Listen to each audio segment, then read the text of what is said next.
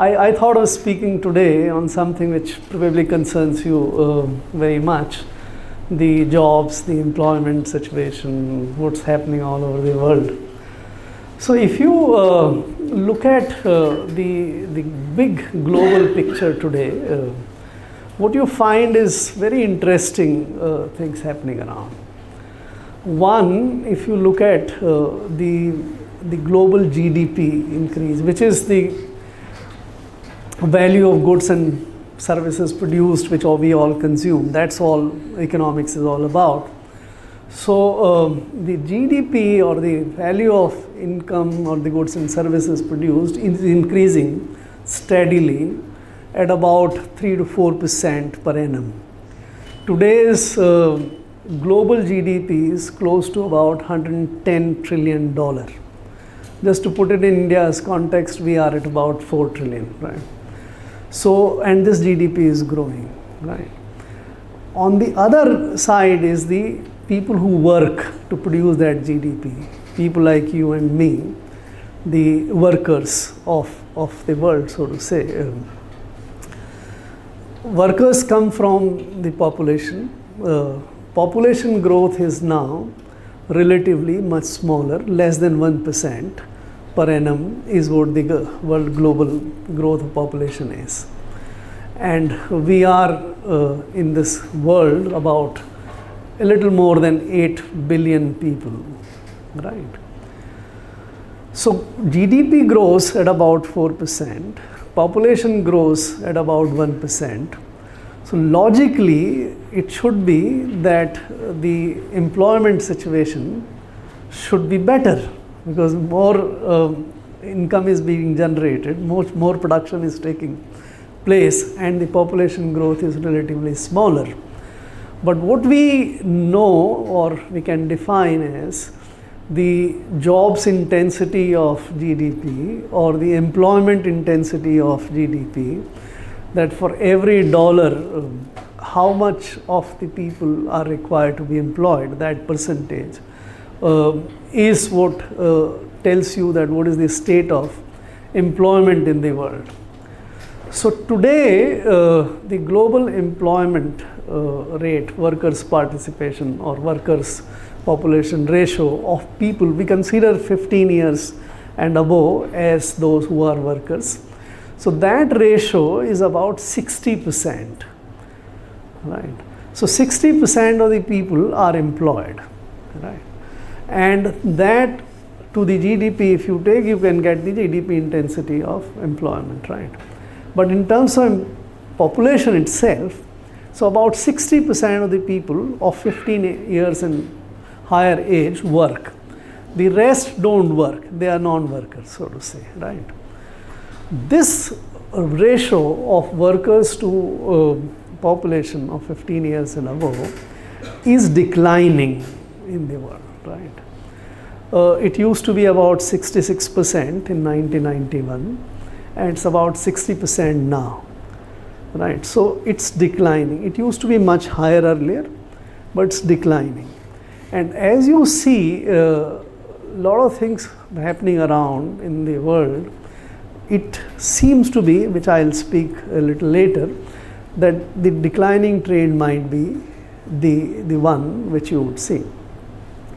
So why this, and as I said, for everyone who is a worker need to be in the workforce and need to have employment. So if the workers ratio is declining, the employment potential or possibility of the future generation like yours would also be perhaps be declining. So you have a situation where GDP is rising, population is declining, but employability is reducing. Now that is what we need to address today. Before we address that, we need to see how it's happening all around. So there are massive transitions taking place over many years.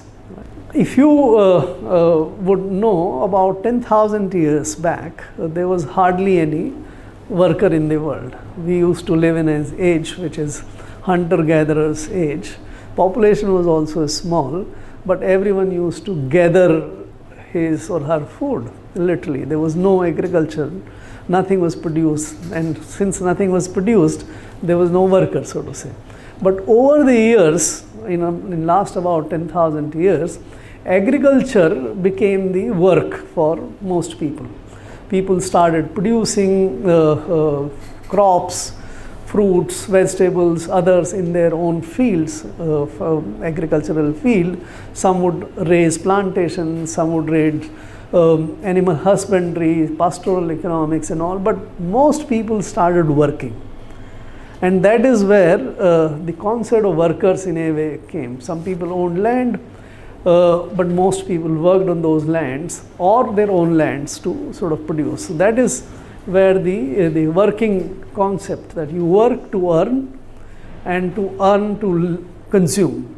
That is the way. You don't have to be hunter-gatherer. You work, produce, and out of that you earn income, and from that income you consume what you need to consume, right? About 250 years back, the world made a big pivot of going towards industrialization. And in industrialization, so we use the raw materials of the earth, we use the energy sources from the world, and also the raw material from the farms and others. And in factories, the production started. And that is where the formal concept of work came. That you become a worker, you become an employed, right? Agriculture was mostly your own employment. And at that stage, the formal employer-employer relationship started. And people started getting employed in the factories and the works. That phase, we can say, is the industrial phase of the humanity.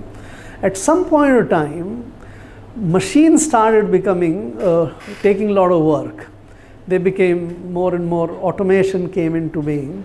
So what humans were doing, machines started doing, and a lot of sort of pressure came on the employment because machines were automating and replacing the human workers. But that took place over a period of time, of many times. And in current times, what you are seeing is that a lot of artificial intelligence is coming up, and it is in a way sort of affecting the services businesses or employment as well.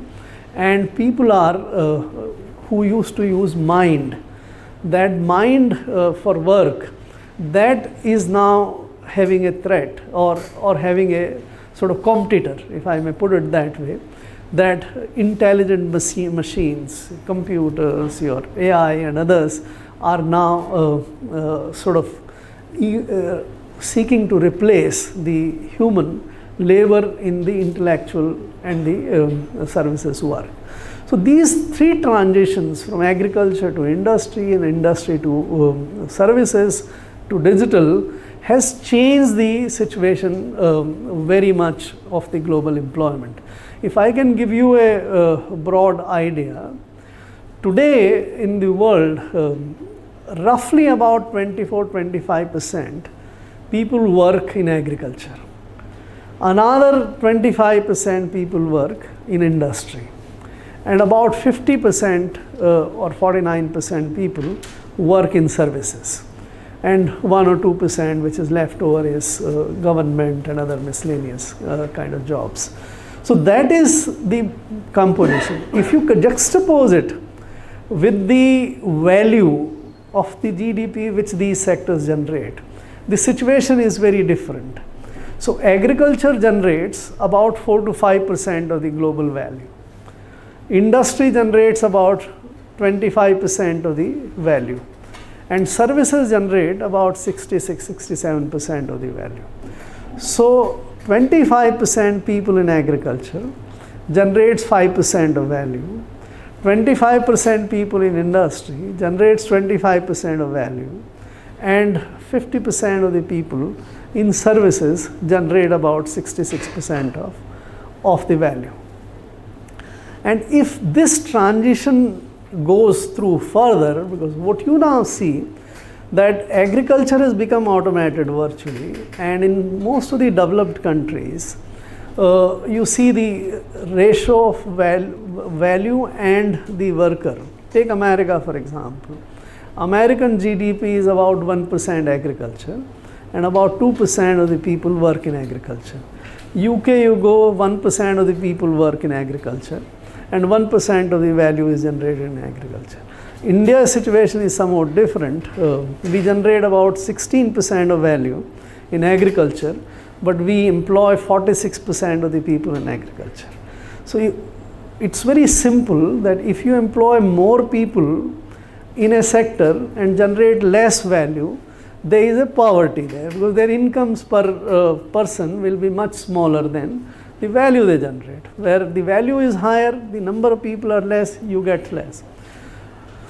But this automation and now robotics are far better automated machines.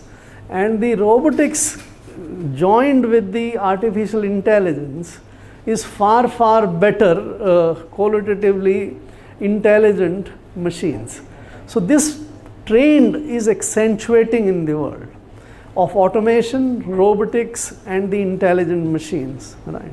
You may have a lot of intelligent algorithms, but you also may have a lot of intelligent machines going around to replace which the job the humans do in providing services. So in times to come, you may see, and that is where I put my little bit of thinking hat to see how things might shape up in future. In my judgment, if you take the period between 2050 to 2075, I see agriculture employing only about 10% of the workers in the world. And industry also going down thanks to automation, robotics and all, to about 10% of the workers. And services, thanks to artificial intelligence, etc., may also go down to about 30% of the workers. So that would, in 2050 to 2075, you might see a situation where 50% of the people would probably only work, and the 50% of the people may not have work. And that is where you and your next generation would be in the job market. So should you think about those possibilities, and how do you handle that? That is, so whenever you make sort of policy view or strategic decisions about the scenario of a world where 50% of the people of working age, 15 years and higher, are not required to work, and the employment is available to much smaller. Again, 66% of today, let us say if only 50% of the people might have the employment, then how do you handle that world? So whenever you make a policy, you must know the ground realities or the underlying facts. I'll just repeat these underlying situations of fact. Number one, there is no threat to GDP. GDP will keep on growing, and therefore there is no threat to our consumption requirement. We will have enough to sort of eat, drink, entertain ourselves. So there would be enough goods and services for everyone. In fact, much better, more qualitative works, goods and services you would find. So consumption is not a problem. Hunger is not an issue. Non-entertainment, non-quality life, ill life, bad life is not an issue. That is it there, provided it gets the whole of the population gets enough means to buy those goods. And that is where the policy question of how do you handle those 50% of the people who don't have work to comes, right? That is where, and so that is what sets me to think that how can we deal with that. So I then sort of divide the population of 2050 or 2075 into three big buckets for sort of evolving right kind of policy for that. One is that you have the population which is in the age group of 15 to 25. The young people like you who study, who are getting ready to live a better life or getting skills, knowledge for being productive humans in times to come. So that is one group. The other group is what today we call retirees, or who get into the non-active phase. Today we count that about from 60 years onwards or something. But if you look at that, if people start sort of getting out of the work at about 50 years of age, so that becomes the second group of 50 plus who may not be required to work to produce, because the production is not an issue. And then leaves the middle group of 25 to 50, which is what we might call actives. So my policy evolution is to treat the 25 years or younger people, that they should not get into the active workforce.